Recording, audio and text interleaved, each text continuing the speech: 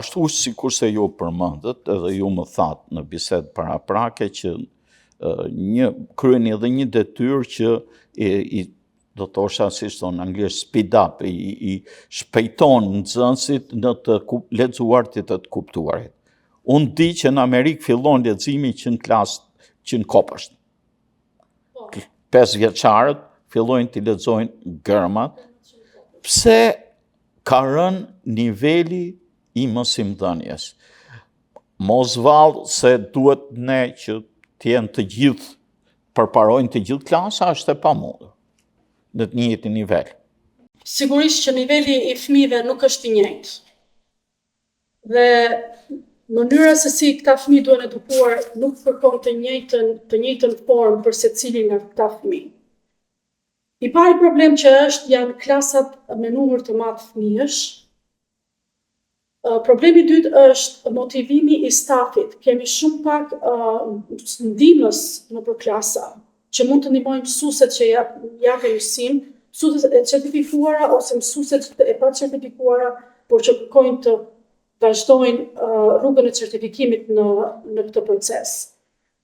Ato ka nevojë për ndihmë dhe programi im bazohet më tepër në ndihmën e stafit, ngritjen e motivimit të këtij stafi për të parë atë motivin që të vinë dhe të japin mësim në këto shkolla.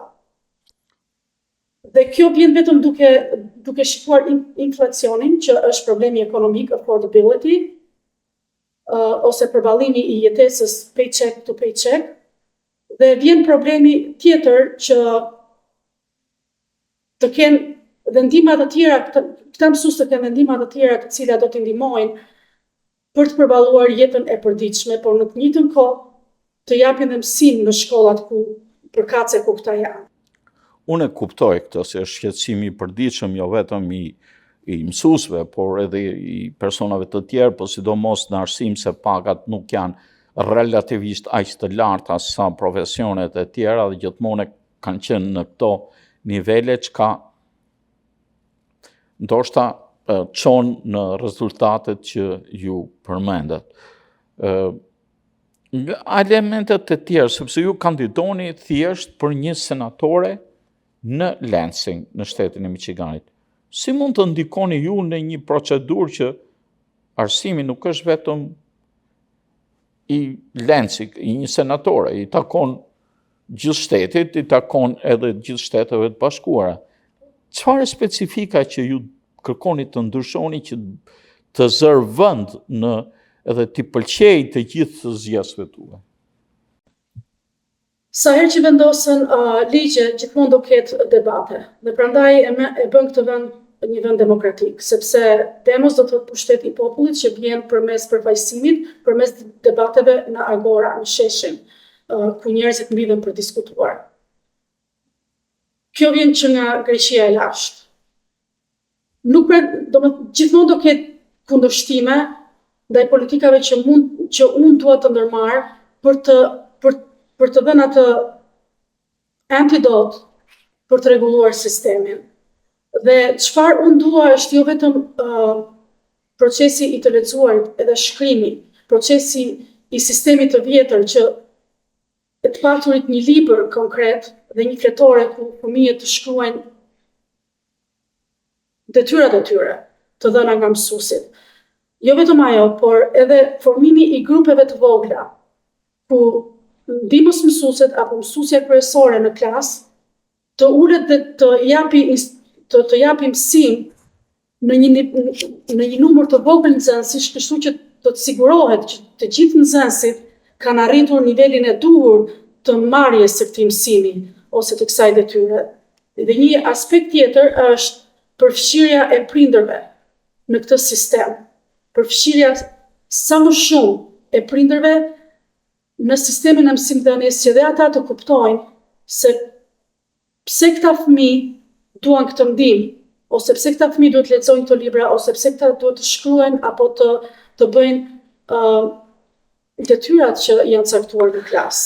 Ndoshta kohët kanë ardhur me mass mediat, me mediat sociale, që ndikojnë në shmangjen e vëmendjes të fëmijëve nga forma klasike të mësuarit, por të lexuarit është hapi I parë, pa të lexuarit nuk mund të spërthejnë botën, edhe unë të kuptoj mjaft mirë, dhe ju nxorët një shkak, dhe shkaku kryesor, sipas jush, është numri I nxënësve në klasa, që tregon që ka pak mësues, që tregon që ka pak fonde për mësues, që tregon që ka rrogat ulta për mësuesit, gjë që bën që personat caktuar zgjedhin një drejtim tjetër në jetë e mos bëhen mësues megjithëse e duan arsimin. Dhe kjo çon drejt punësimit të mësuesve që nuk janë të kualifikuar, dhe duhet fillosh sistemin nga e parë. Ndërkohë që ti mund të kesh mësues të pa kualifikuar dhe që je duke I trajnuar, ti duhet të ofrosh këtyre siguri për t'i mbajtur në shkolla që ta të krijojnë vjetërsinë, seniority, vjetërsinë dhe të marrin eksperiencën se si të japin, si të përmirësojnë mësimdhënien e tyre. Ju si demokrate që jeni përmendët fjalën që demokratët e pëlqejnë më shumë, affordability. Duhet të jetë për të gjithë, nuk po them se është për demokratët, se gjithë ne duhet të jemi në gjendje të mbajmë veten me të ardhurat që marrim.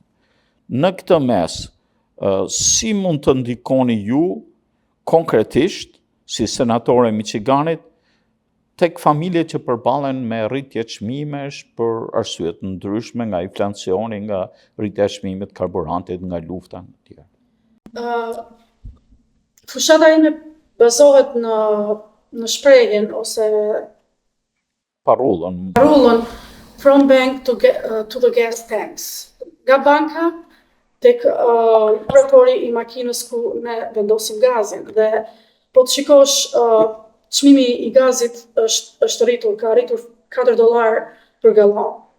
Edhe të shikosh inflacionin dhe të shikosh që rrogat kanë ngelur në të njëjtin nivel, I bie që nga paycheck që merr, dhe kur ky paycheck arrin në bank, nuk ngelet më lek nga ajo. Madje mund të kërkosh të punosh një punë tjetër apo dhe më shumë që ti vërtet kesh tamam të ardhura për të përballuar jetesën e përditshme. Kjo është fakti, këtë e vërtetojmë të gjithë. Problemi është tek solucioni, tek zgjidhja. Ju më dukeni me platformën tuaj që anonish më tepër nga ana progresiste e Partisë Demokrate. A është vërtet kjo apo keni mendime më të gjëra? Në një farë mënyrë është e vërtet, por unë nuk do përdorja fjalë të cilat janë të përgjithshme më tepër se sa do shikoja realitetin ku jemi sot si amerikan. Ato që unë shoh sot nuk është për republikan apo për demokrat. Ajo është diçka që vërtet ndikon në të gjithë amerikanët, në të gjithë familjet amerikane, ndikon bizneset e vogla, ndikon klasën e mesme, dhe jo vetëm kaq, por zona ime përfshin 3 zona të ndryshme të zhvillimit ekonomik, apo përfshin fermat, përfshin zonat që janë në zhvillim, dhe zonat e vendosura të zhvilluara. Problemi është se ne kemi tarifat sot. Kemi tarifat që janë vendosur për një kohë të caktuar dhe po ndikojnë shumë fermerët në prodhimtarinë e tyre. Pse po I sjell fermerët këtu? Sepse gjitha këto produkte që ne shohim nëpër markete, këto vijnë direkt nga fermat tona. Tash ju thoni tarifat. Këtu ka nevojë për një sqarim. Çfarë tarifash? Tarifat që I vijnë fermerëve? Tarifat që presidenti Trump I ve vendeve të tjera? Çfarë lloj tarife? Që presidenti Trump vendos vendeve të tjera, sepse kemi shumë materiale të pjesëve të makinerive që përdorin këta fermerë që vijnë nga Kina. Pse vijnë nga Kina, le të prodhohen në Amerikë? Demokratët po këmbulnin për të sjellë qipat për të ardhur për të prodhuar në Amerikë, dhe unë kam qenë pjesë e advocacy group që kemi shkuar në Lansing dhe edhe në Washington DC, dhe për shkak të këtyre tarifave, ato qipa nuk erdhen që të prodhoheshin në Amerikë, dhe faktikisht do prodhoheshin këtu në Michigan dhe do hapin. Jo, po do qipat kanë probleme. Qipat përmbajnë të dhëna. Qipat kanë probleme me sigurinë dhe një kontroll, pra mendimin tim, një kontroll mbi këtë do të ishte i nevojshëm dhe unë nuk i besoj Kinës në këtë aspekt. Edhe unë jam dakord me ty. Dhe ndaj po thosha që këto qipa do prodhoheshin në Amerikë, nuk do vinin më nga Kina. Si puna TikTok-ut do bëhet në Amerikë apo s'do bëhet në Kinë, është e njëjta strategji, duhet gjetur rregulli mendimin. Duhet vendosur shumë rregulla për sjelljen e çipave që andej. Por kjo nuk ka lidhje me programet doganore që presidenti Trump vendosi duke rritur tarifat, sepse nuk do ngelesha vetëm këtë qipat. Po thosha makineritë e ndryshme. Pjesët e tyre dhe qipat për këto makineri që përdoren për fermerët, tani do të paguajnë 10 fishin e çmimit që dikur, ose dhe më shumë, që dikur paguanin, në pikën që ato nuk mund t'i përballojnë dot t'i marrin më këto pjesë nga Kina këtu, për shkak të tyre doganave. Dhe jo vetëm kaq, por farat që mbilleshin nëpër fushat tona, nuk mund të vinë më sepse Kina e shikon më shumë më të pranueshme t'i çojë këto farëra në Argjentinë sesa t'i sjellin në Amerikë.